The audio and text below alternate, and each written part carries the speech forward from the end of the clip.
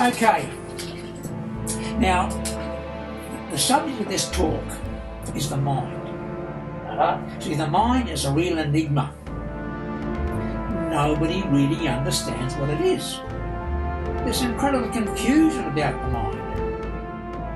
But it's very, very important in life itself to understand the role of the mind. You see, it is currently confused with the brain and the psyche in almost every area that addresses human behaviour and well-being. See, to sum up, it is fair to say that nowhere are there extant definitions that distinctly describe and separate the role and function of the three entities, mind, body and spirit. Incidentally, the brain is simply a function of the body, a part of the body, I should say. A vital element, of course, but nevertheless merely a part of the body.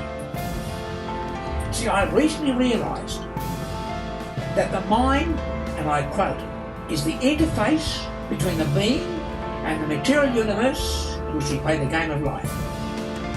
I'm still coming to terms with this momentous realisation. I say momentous because its magnitude is of such incredible proportion and importance in the understanding of human life that it defies description. I can only repeat what I've said and written on many occasions. Life is very simple, and understanding the role of the mind is extremely simple.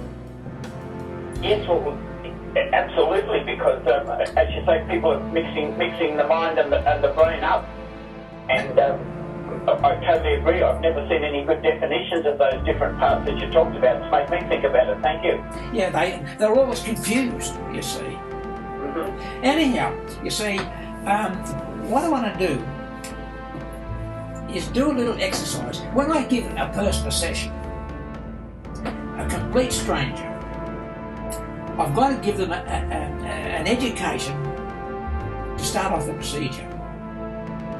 And the procedure is based on the fact that there are three major elements, which I use are apple, house and motor car.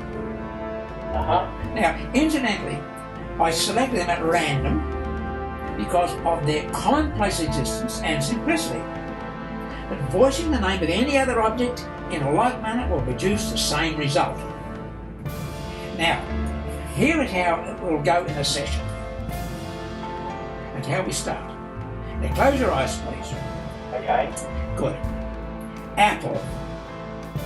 Now, what colour is the apple you are looking at? Yeah, green. Granny Smith, I love that. Fantastic. Okay. House. Now, what's it made of? Oh, brick. Brick. Very good. Now, one more example. Motor car. What colour is the motor car you're now looking at? I'm looking at my white car. I don't know why, but it just popped up. Well, that's interesting. You see, now you can open your eyes. Yeah. See, as soon as I put your attention on those three objects, your mind created a relevant mental image. Now, although I instituted that regimen when I first developed the Mace method many years ago, the full ramifications of its importance, apart from its practical value, has only just been realised. Okay. See, I have for a long, long time promoted the fact that life is basically simple, and the discovery of the role and function of the mind is probably the ultimate in simplicity, in fully understanding its nature, function and purpose. Because the body of knowledge, named causism, is a scientific examination, and any ways of life, it has coined a fourth expression to encompass the other three. So the inspiration of the source of the name chosen, human energy units, is explained in another article titled Cause and Effect, in which is espoused that energy is the source of all activity.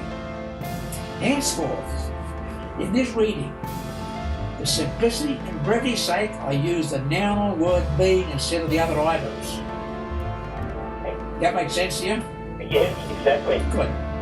Now, the being controls the bodily organisms in which it resides, making all decisions as well as storing and filing all related personal knowledge. It is this controlling unit that is referred to with the expression me and I in the statements when I decide. It is mine. Regulates or controls its decision-making ability and function. It's sort of, it kind of attacks what it kind of molds and blends in with the being. This element is also behind the vast array of personalities encountered in life. Because it is pure energy, like the mind, it's also invisible and totally subjective. There is much written about identities in my writings and how they modify our behaviour for both good and bad.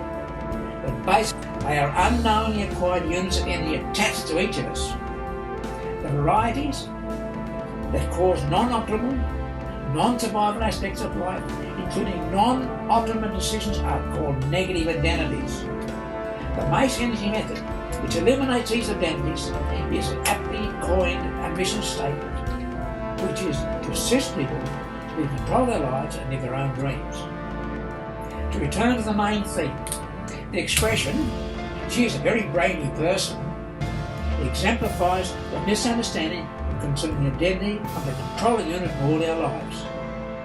It is certainly not the brain, as that statement implies. The brain is simply the centre of the nervous system, nothing more and nothing less.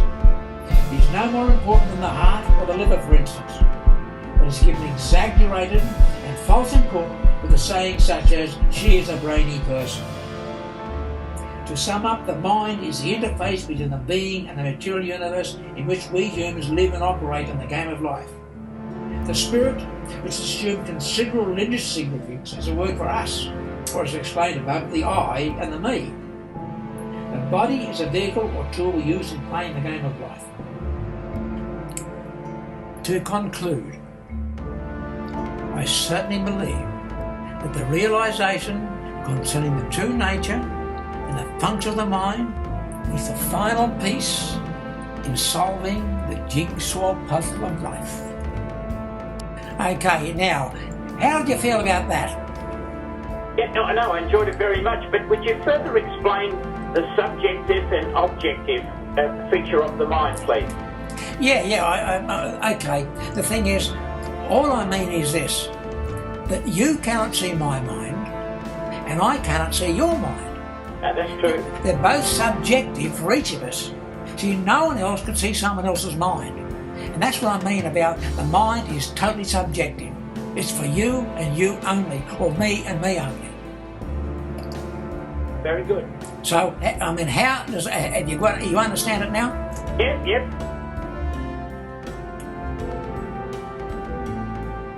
John, your voice cut out there, but anyhow, you've understood it, and that's the main thing. So, call it a day.